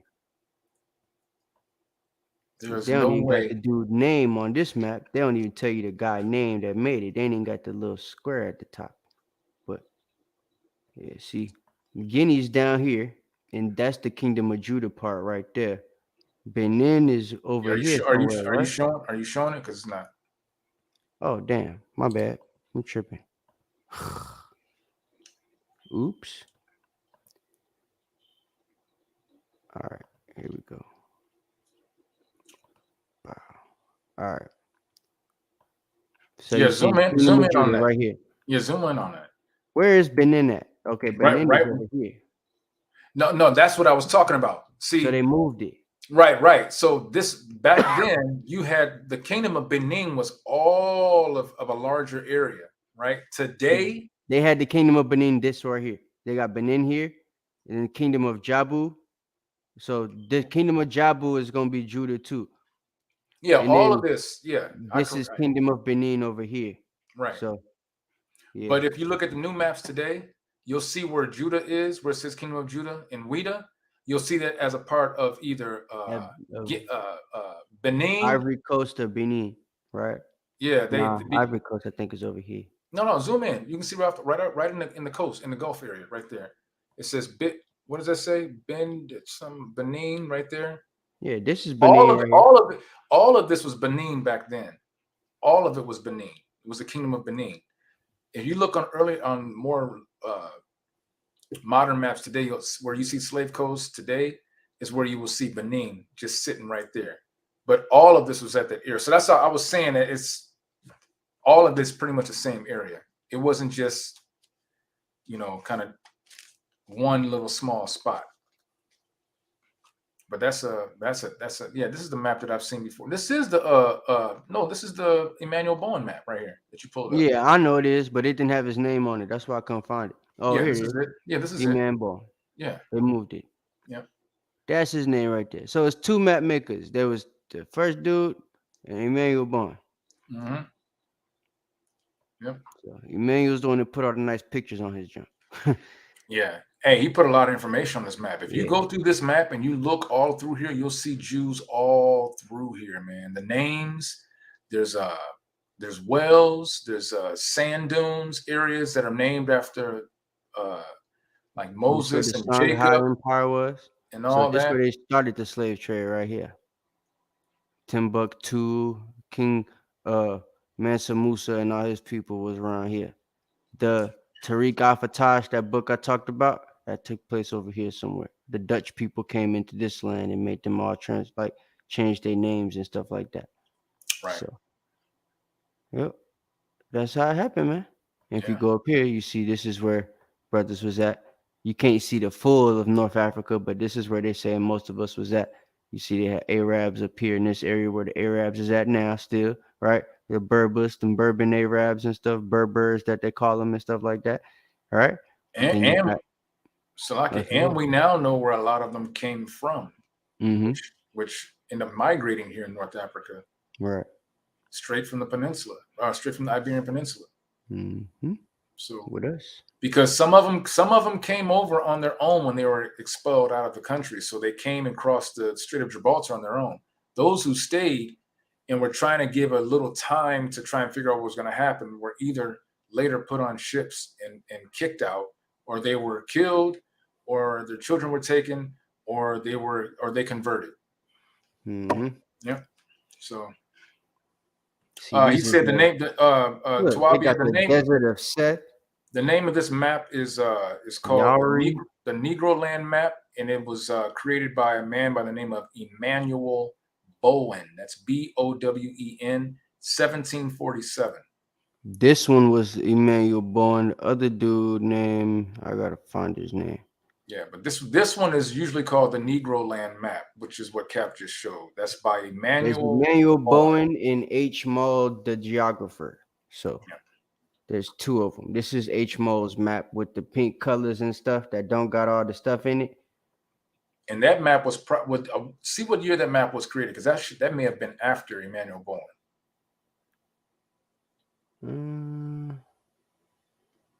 It don't say. It don't say. I think it was though, because it includes Europe and England. I mean, it includes England and Denmark. Yeah, I think that was after Emmanuel. Yeah, this is 1729. Oh, 1729? Yep. Oh, then that's before Emmanuel Bowen then. When was Emmanuel Bowen? Emmanuel Bowen was 1747. I thought he was earlier than that. I thought he was 1600s. Nope, 1747. But okay, then this is the first one. Emmanuel came afterwards. Yep. Let me see what he got on his. Yeah, see, they got Great Benin here. So, okay, that means the first map, they didn't have all the history.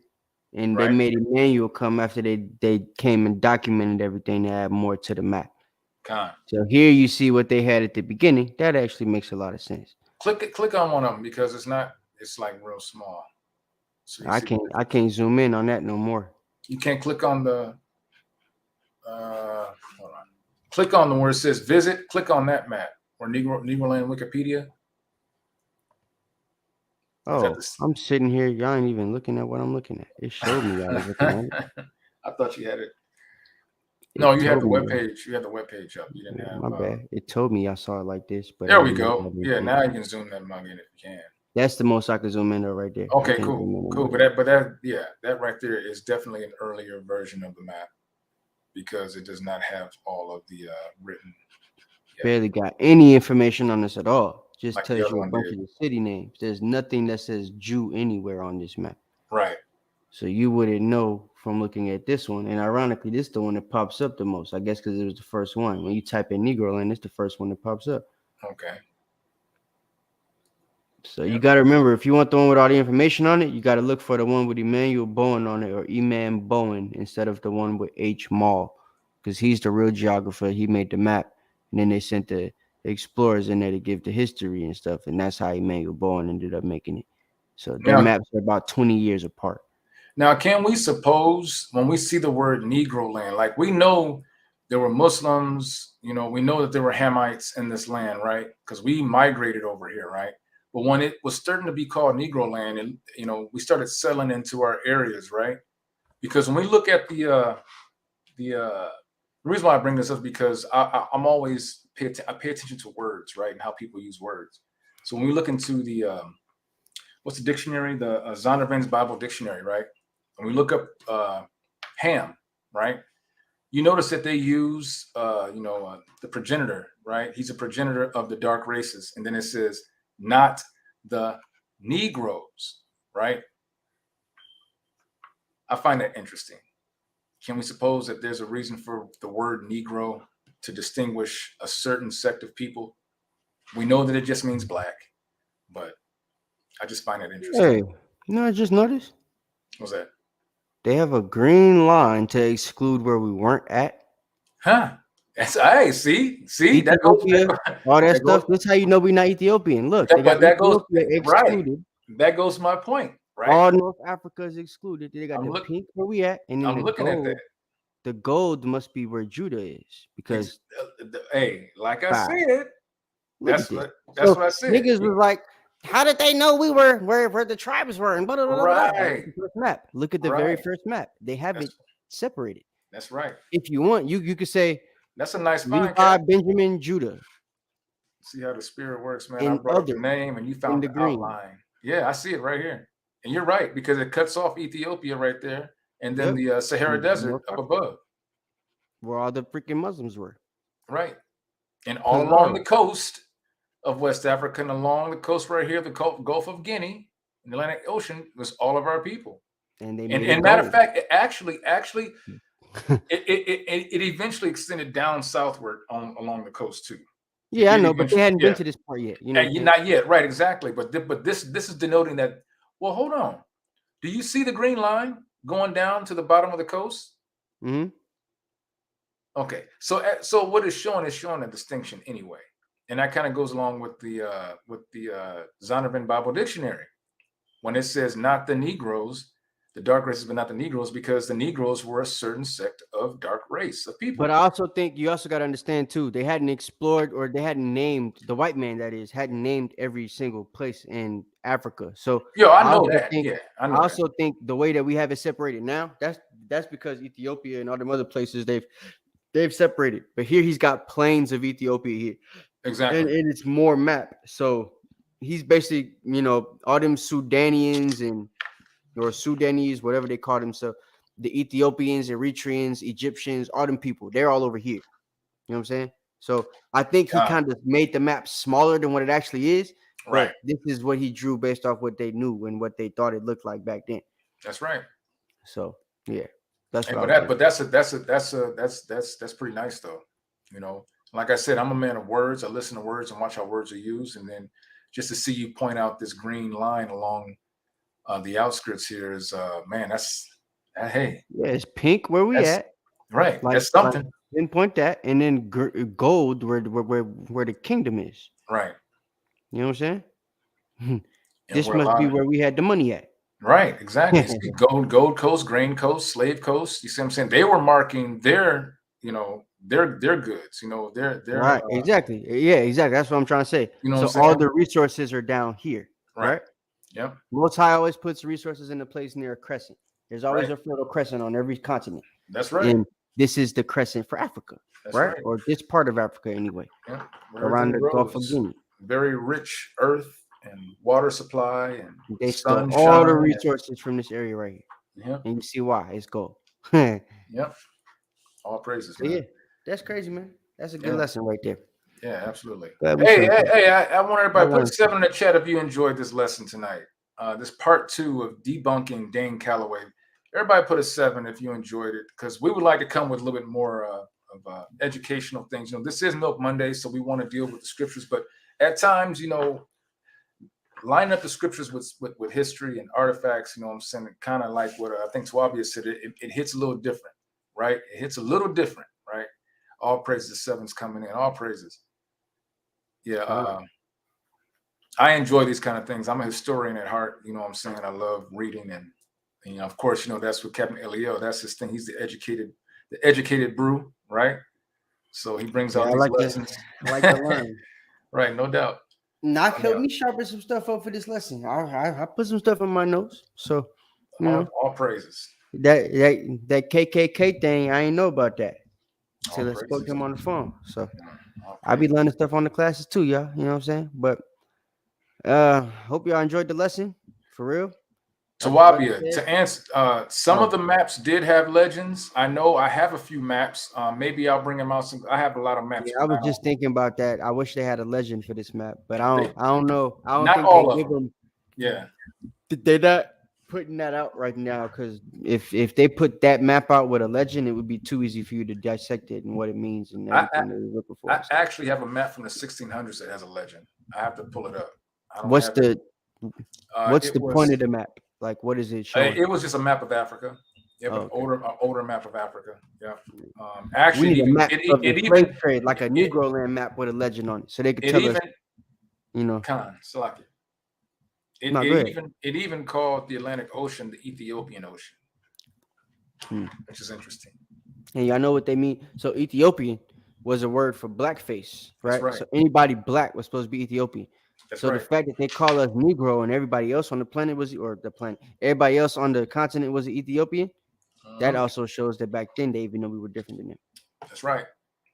The Ethiopian Sea is the same as saying the African Sea. That's right. Right? If you weren't a Greek, you wouldn't have been calling it African because Africa, what's his name? Leo Africanus is an African. He's a Greek. You know what I'm saying? So he's a Roman. Well, same thing. You know what I'm saying? Roman Greek. Yeah, they're the same. So if he took that stuff over, and you're from like France or something, and you're during the time of these map makers, you probably aren't going to be calling them, unless you're in Italy or something like that. You're not going to be calling them African. You would have said Ethiopian, right? Because that was the colloquial term for black people, burnt face. That's what Ethiopian means, burnt face. Absolutely. Yeah. That's just some history for y'all, man. Hope y'all enjoyed the lesson. We do got lessons that'll be coming up soon. Not on Milk Monday, but most likely it'll probably be on the Friday class we got going on now, or maybe Sabbath morning brew. I don't know.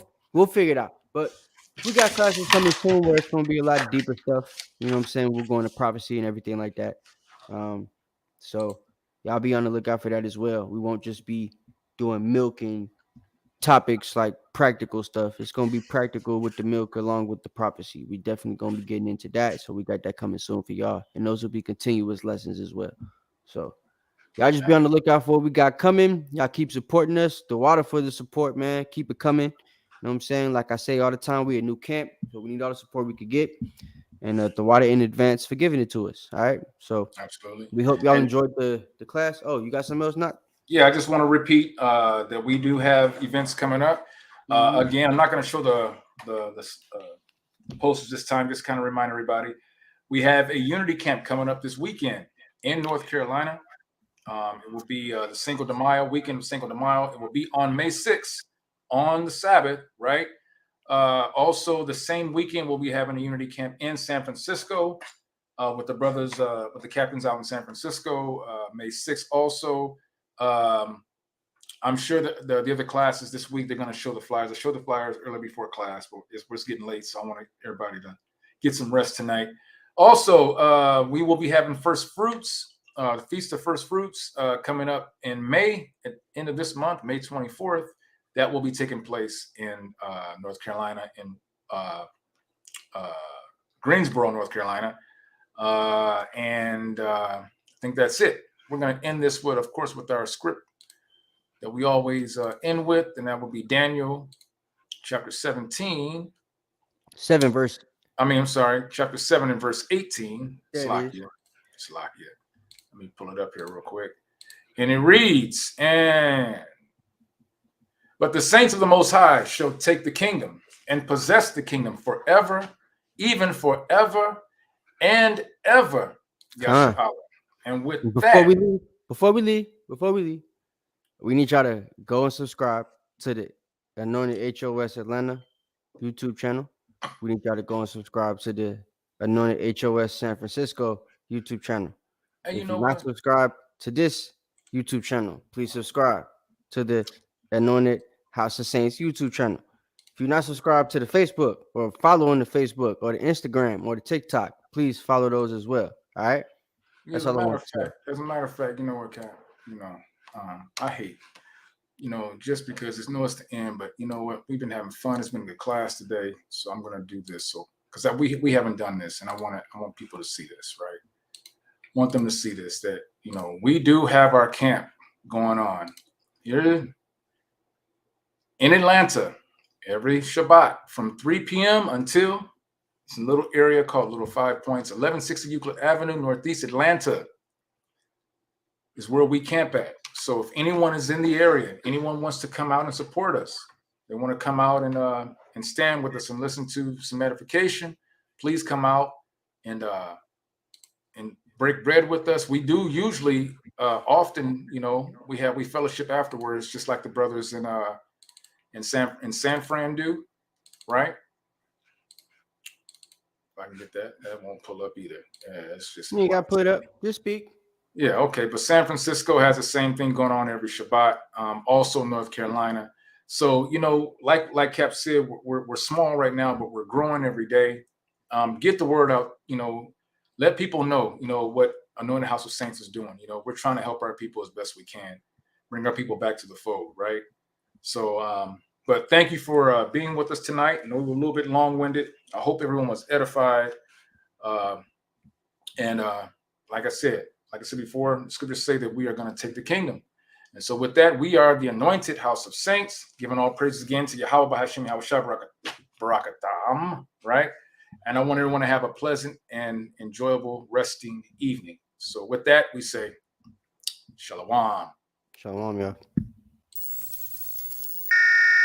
This is not a test.